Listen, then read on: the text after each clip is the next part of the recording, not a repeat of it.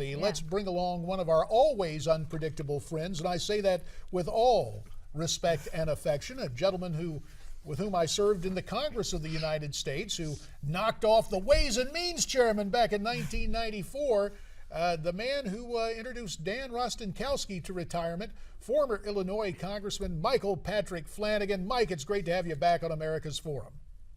It's great to be here, JD. It's nice to be with you too, Miranda.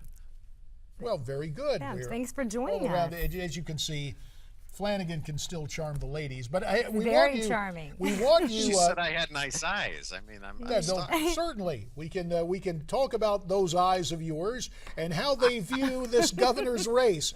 What is going to happen in the land of Lincoln? Well, Bruce Rauner wins. There we go. We've said that. Now let's talk about how that happens and why that happens. Pat Quinn is probably one of the nicest guys alive, and he's also a dyed-in-the-wool, real live left-wing liberal. And Illinois is not an economy that can handle that sort of socialist state that he'd like to build. He's tried for all the time he's been in there and all the time he's been in politics, and it hasn't worked. And it's not working now. And Rauner, I think, has touched a nerve and will actually be elected handily. Why do you think he's so vulnerable? Why do you think Pat Quinn is? Well, because the state has higher taxes, it has lower productivity, people are leaving the state in droves. The folks who create jobs are not viewing Illinois as a place to go to. Even Governor Cuomo and other great liberals have gone out of their way to try and make some kind of niche out for new jobs, for new employers to come to the state to work. Quinn has done none of this. So do you think it's going to become a red state this year? Without a doubt? It's not going to become a red state, but it is going to be. Don't get carried away, right? Well, your point is not lost. 20 years ago, the Illinois General Assembly was Republican. The 5 elected constitutional officers were Republican, and the state had an on-balance Republican congressional delegation. Illinois moves back and forth like that, and it'll come back again, but not in one cycle. But always there is Chicago, and we'll get to that a little bit later. Let me keep it on the gubernatorial race in the 2 minutes we have remaining in this segment, Mike. There is another candidate running, Chad Grimm, a 33-year-old health club manager. He is running as a libertarian. Obviously, in close races, a libertarian can play the role of a spoiler. Do you expect that to happen this year in that governor's race?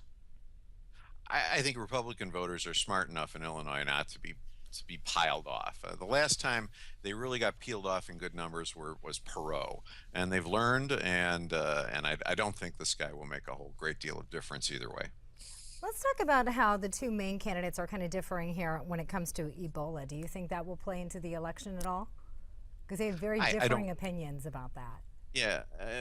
Mayor Emanuel, if I can go back to Chicago, where most of the votes in the state are located there or near there, has aligned himself with the administration closely on this issue, as like every other issue, and Quinn has followed along. The president's in Illinois, I think today or tomorrow, and when he's not there, the vice president's there, or Michelle Obama's there, or another high member of the administration. It's an actual revolving door in Illinois trying to pull this out for Pat Quinn.